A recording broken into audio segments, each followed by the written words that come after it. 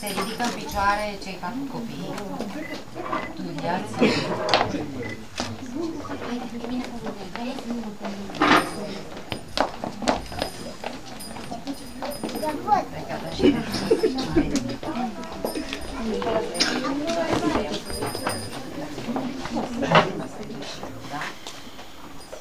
Voi aveți de curățat porumba și trebuie să curățați. Când făceam repetiție, nu curățam, că n-aveam cum să curățam pe tot. Gata, haideți, clopoțel, Denis, poftim. Hai!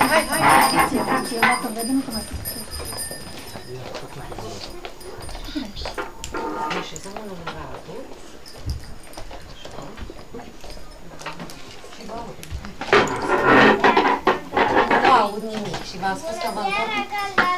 Am venit la tine acasă, s-a dus vorba de pătare, că aici e șezătoare, astfel să te ajut Mai fără scap. cu toții să lucrăm. Ai covoare de desus, ori nu e de cusut. Mama, hai să scărmărat sau porumb de curățat. Bună vreme, gata lasă, doar nu face cale în toasă. Astăzi seară vrei, nu vrei, noi ne-am strâns cu micu mare și am venit la șezătoare. Bucuroși de oaspeți, bucuroși, din vremea lui ne-a deschis de oaspeți ne-am pregătit. Dar ia poftiți de intra și aici așezați. Odaia încăpătoare, hrana îngestulătoare. N-am venit să o spătăm, ci-am venit ca să lucrăm, cu drag să vă ajutăm. Unde e unul neputere, unde-ți mulți puterea crește și lucrul mereu sporește. Bună vreme, gazda leasă.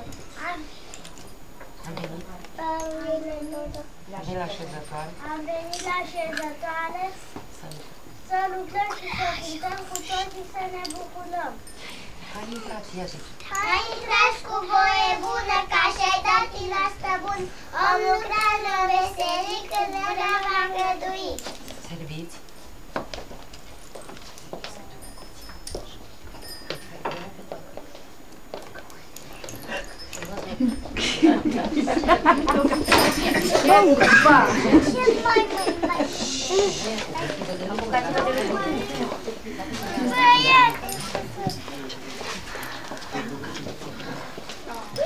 Andreea Gregoriu, stai jos și spune. Am să încep cu o ghicitoare. Ce-i aia ușăzătoare?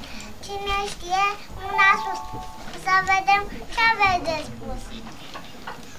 Orice zi de sezătoare e un fel de sărbătoare, când prietenii te adună și muncești cu voie bună. Treaba lor cu toți o fac, dar nici din gură nu tac. Faci glume ghicitori, te spun pe la șezători. Pițoi? Știe. Acum știe tare. Acum știe fiecare. Este o șezătoare. Obicei vechi, așezat și de treabă și de treabă. Fiecare sezând de lucru ne apucăm. Lucrează fiecare cu ce poate, cu ce are. Te cântați acum cu mine, vezi de lucru și mai bine. Fetele, cele 3. Fetele. Hai tu.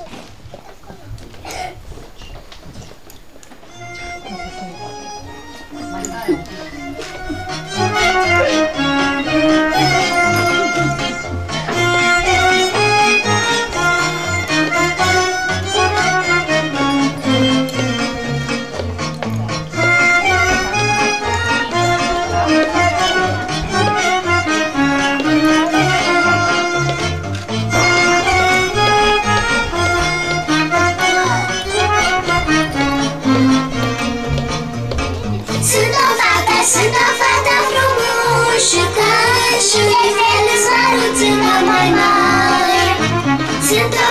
Sunt o fată frumușă, cai și de fel îți măruțucă mai mari.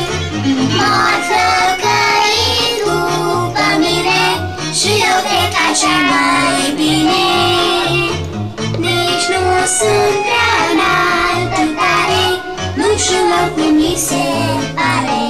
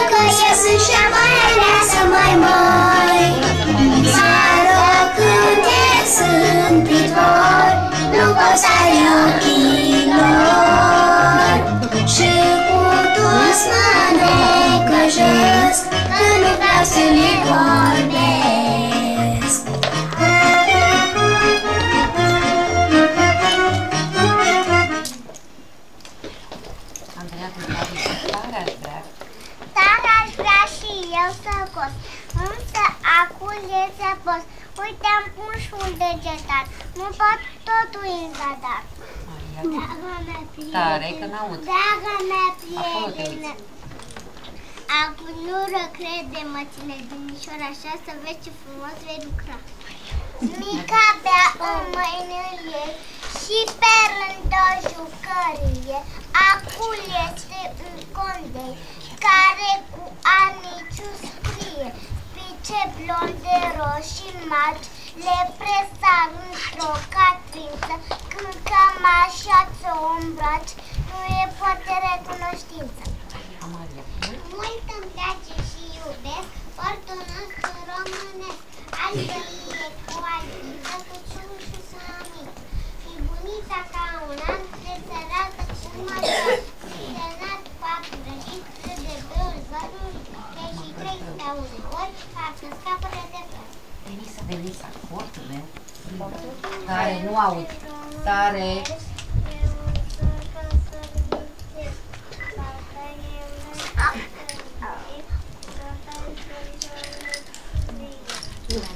Care?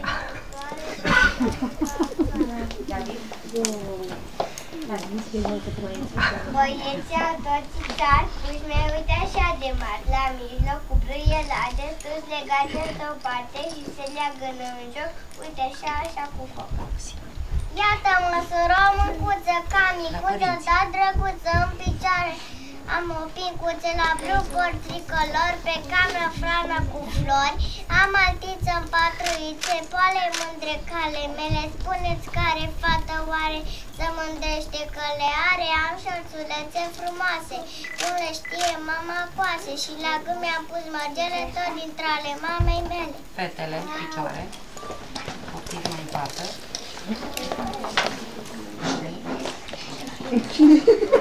Andreea,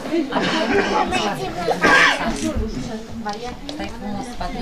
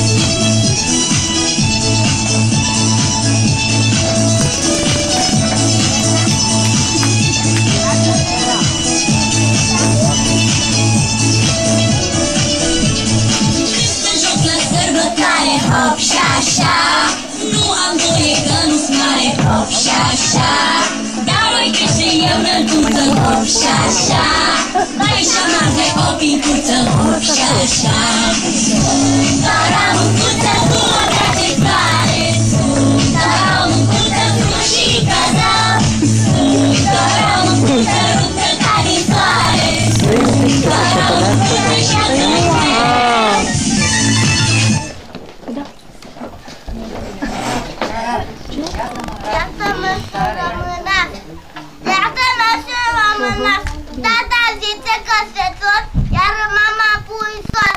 Mă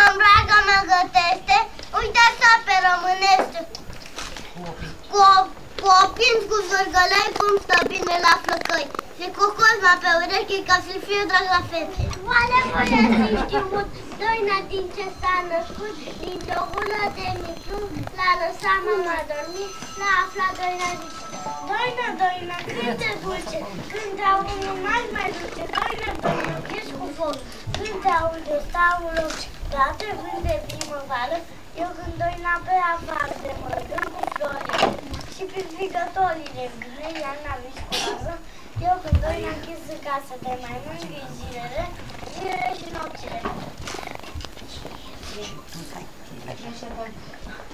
Ciprian. Hai copii, tântaie, una zaie, cu dunoțuneze unde?